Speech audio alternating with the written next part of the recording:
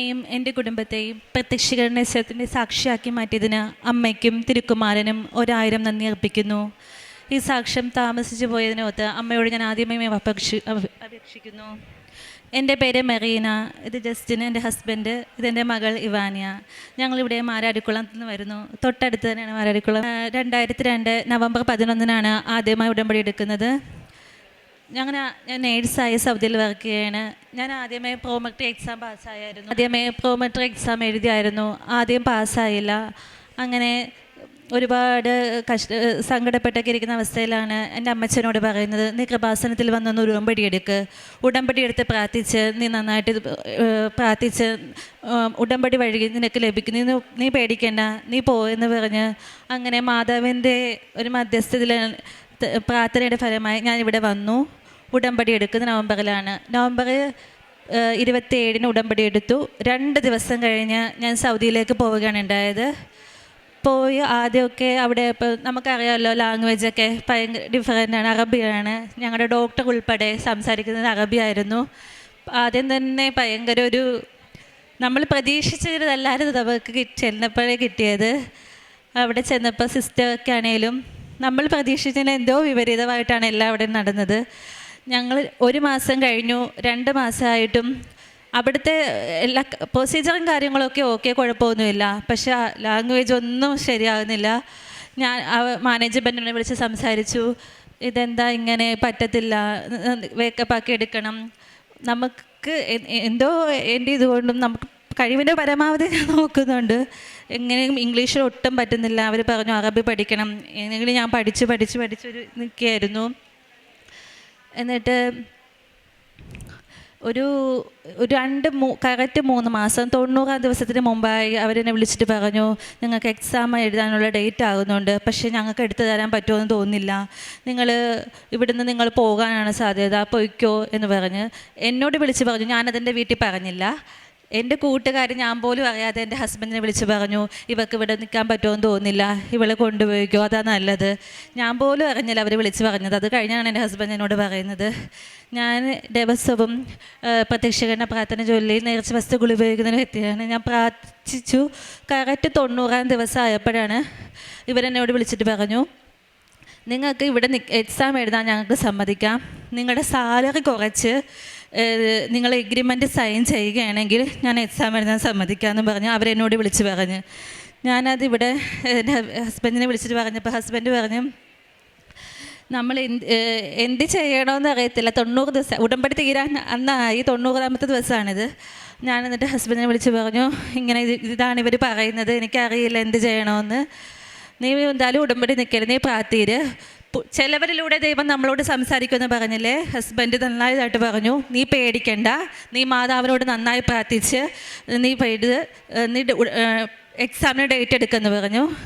ഞാൻ അവരോട് പറഞ്ഞു, ഞാൻ എഗ്രിമെൻറ്റ് സൈൻ ചെയ്യാൻ തയ്യാറാണ്. അങ്ങനെ എൻ്റെ അവർ സാലറി കുറച്ച് എന്നെ സൈൻ ചെയ്യിപ്പിച്ചിട്ട് എക്സാമിന് ഡേറ്റ് എടുത്തു. മെയ് 13 ഡേറ്റ് എടുത്തത്. ഞങ്ങൾ 5 പേരുണ്ടായിരുന്നു എക്സാം എഴുതാൻ. മെയ് 13 ഡേറ്റ് എടുത്തു. അന്ന് ഞങ്ങൾ 5 പേരും കൂടിയാണ് പോയത്. മാതാവിൻ്റെ വിവരണം ഇപ്പോഴും എൻ്റെ കഴുത്തിൽ തന്നെയാണ് കിടക്കുന്നത്. നേർച്ച വസ്തു ഉപ്പും കൊണ്ടുപോയി അവിടെ തൈലവും പൂശി സെൻറ്ററിൽ എക്സാം കമ്പ്യൂട്ടറിന് മുമ്പിൽ ഇരിക്കുകയാണ്. ഞങ്ങൾ എന്ത് പഠിച്ചോ അതാണ് സ്ക്രീനിൽ വന്നത്. ഒരൊറ്റ ക്വസ്റ്റ്യൻ പോലും പുറത്തുനിന്ന് വന്നതായിട്ട് എനിക്കറിയില്ല. എനിക്കത് എൻ്റെ കൺമുമ്പിൽ വന്നപ്പോൾ കരച്ചിലാണ് വന്നത്. എനിക്കറിയില്ല, ഞാൻ അങ്ങനത്തെ അവസ്ഥയിലൂടെ ഒരുപാട് പോയത് കൊണ്ടായിരിക്കും എനിക്കറിയില്ല അതെന്താണെന്ന്. ആ സ്ക്രീനിൽ ഞാൻ എന്ത് പഠിച്ചോ അത് ആ സ്ക്രീനിൽ വന്നു. ഞാൻ എല്ലാ ക്വസ്റ്റ്യനും നന്നായിട്ട് തന്നെ അറ്റൻഡ് ചെയ്തു. മെയ് 13 എക്സാം കഴിഞ്ഞു. ജൂൺ 3 റിസൾട്ട് വന്നു. ഞങ്ങൾ 5 പേരും നല്ല മാർക്കോടെ പാസ്സായി.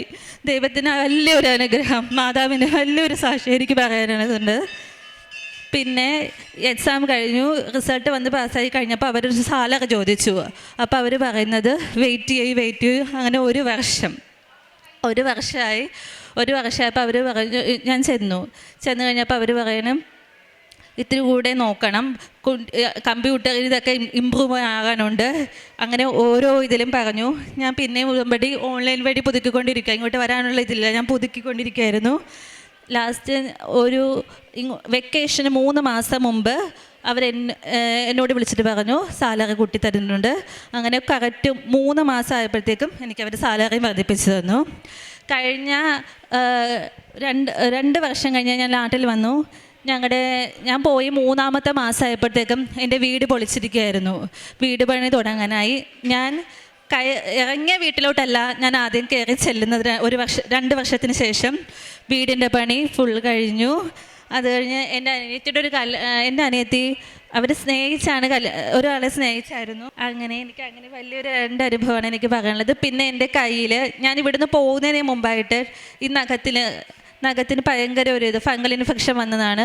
ഒരു 5-6 വർഷം ഞാൻ എല്ലാ മെഡിസിനും, ഞാനൊരു നേഴ്സ് ആയതുകൊണ്ട് എനിക്കറിയാം, ഞാൻ മെഡിസിനൊക്കെ എടുക്കുന്നു, എനിക്ക് മാറുന്നില്ലായിരുന്നു.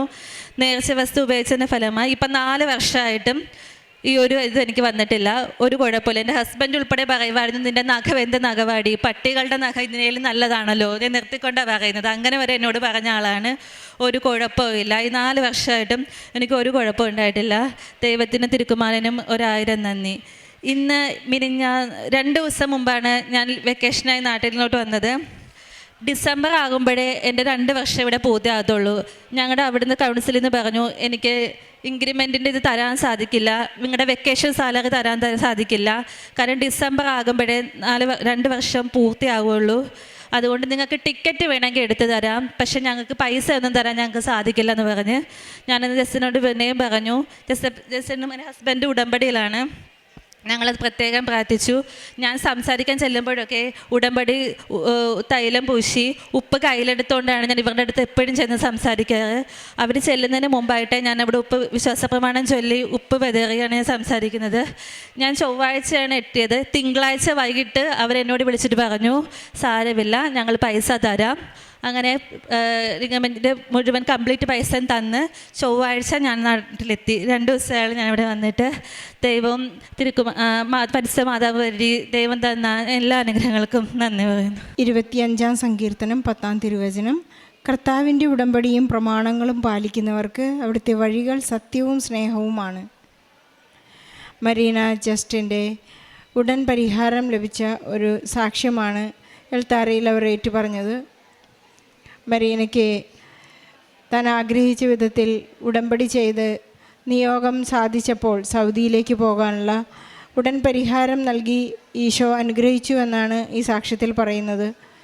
പക്ഷേ സാക്ഷ്യം പറയാതെ ഈ മകൾ അവിടെ ചെന്നപ്പോൾ ദൈവത്തിനുള്ള ആ മഹത്വം പ്രഖ്യാപിക്കാൻ സാധിക്കാതെ പോയതിലുള്ള ഒരു ക്ഷമാപണം കൂടിയാണിത്.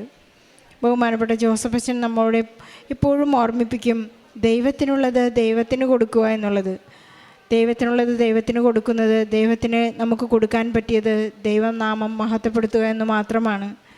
അതുമാത്രമാണ് അവിടത്തേക്ക് കൊടുക്കാൻ നമുക്ക് സാധിക്കുകയുള്ളൂ.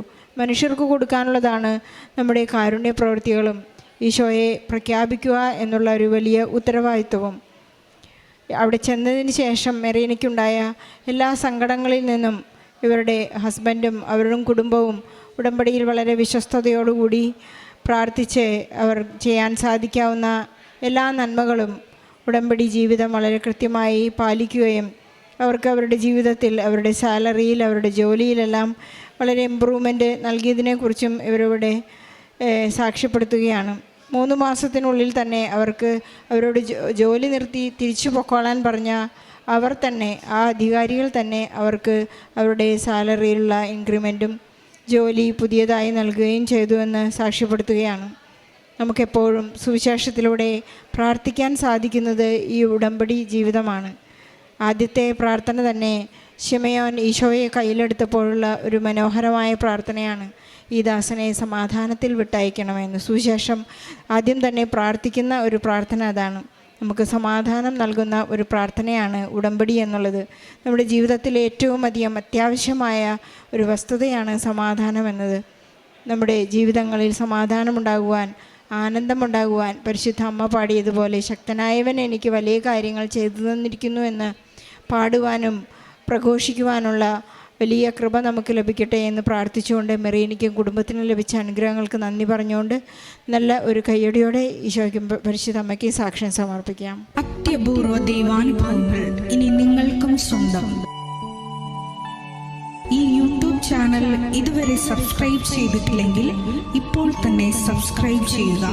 ഈ വീഡിയോ ഇപ്പോൾ തന്നെ നിങ്ങളുടെ സുഹൃത്തുക്കൾക്ക് ഷെയർ ചെയ്തുകൊണ്ട് കർത്താവിൻ്റെ പ്രേക്ഷിതരാകുക.